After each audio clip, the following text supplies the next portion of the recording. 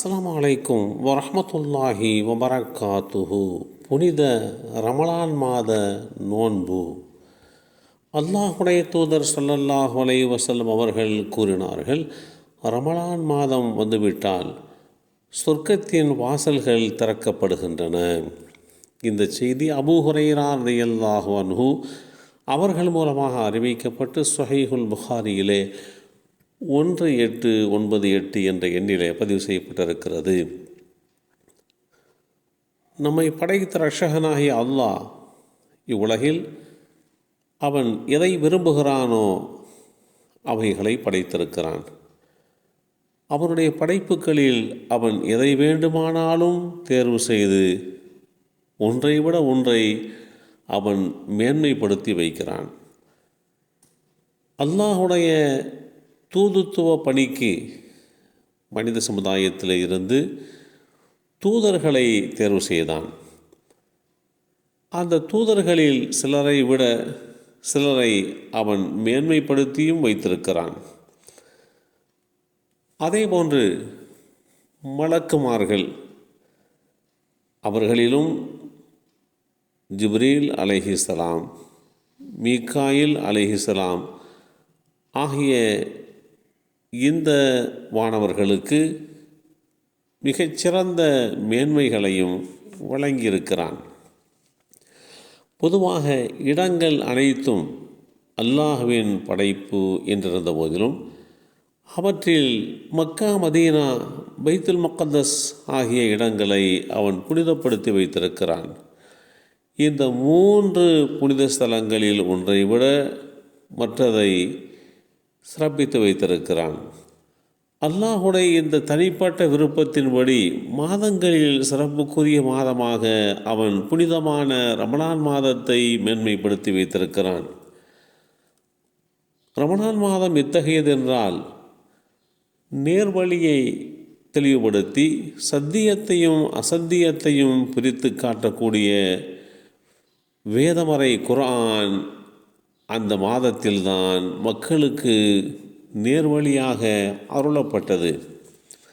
எனவே உங்களில் அந்த மாதத்தை அடைந்து கொள்பவர்கள் அதில் நோன்பு நோற்க வேண்டும். நோன்பாளியாகவோ பயணியாகவோ இருப்பவர்கள் வேறு ஒரு நாளில் விடுபட்ட நோன்புகளை நோற்கட்டும். அல் குர்ஆன் அத்தியாயம் 2 சூரத்துல் பக்ரா வசனம் 186 தெளிவுபடுத்தியிருக்கிறான். நாம் நரகத்திலே இருந்து விலகி தப்பித்து லேசான முறையிலே சொர்க்க பாக்கியத்தை அடைவதற்காக வேண்டி வாய்ப்புகளை அல்லாஹ் புனிதமான ரமலான் மாதத்தில் அமைத்து கொடுத்திருக்கிறான். மனிதன் தான் செய்கின்ற குற்றங்களால் நரகத்திற்கு செல்கிறான். அல்லாஹுடைய தூதர் ஸல்லல்லாஹு அலைஹி வஸல்லம் அவர்கள் மூலம் நமக்கு அல்லாஹ் கற்றுக் கொடுத்த வணக்க வழிபாடுகள் இந்த மாதத்தில் நம்மால் நிறைவேற்றப்படுகின்ற போது அவற்றின் மூலம் நம் பாவங்கள் மன்னிக்கப்படுகிறது. இந்த சின்னஞ்சிறிய வணக்க வழிபாடுகளுக்கு பன்மடங்கு நன்மைகளையும் ஈடு இணையில்லாது சுவர்க்க பாக்கியத்தையும் அல்லாஹ் வழங்குகிறான்.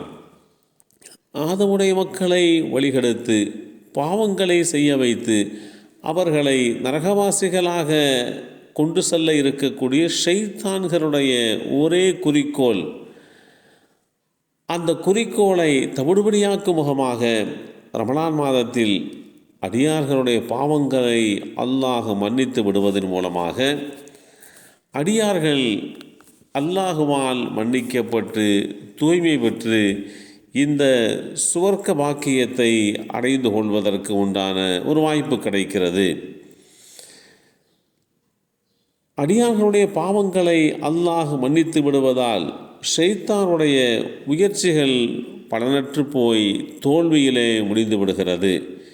இதுவே ஷைத்தான்கள் விலங்கிடப்படுகிறார்கள் என்பதற்குண்டான கருத்தாக நபிமொழி தொகுப்புகளுக்கு உண்டான வியாக்கியானமாக அமையப்பெற்றிருக்கிறது. இப்படிப்பட்ட புனிதமான ரமலான் மாதத்தை அடைந்து கொண்டு அதில் நிரப்பமான முறையிலே நற்காரியங்கள் புரிந்து வாழும் வாய்ப்பை அல்லாஹ் நமக்கும் நம் சந்ததிகளுக்கும் வழங்கி அருள் புரிவானாக. அஸ்ஸலாமு அலைக்கும் வரஹ்மத்துல்லாஹி வபரகாத்துஹு.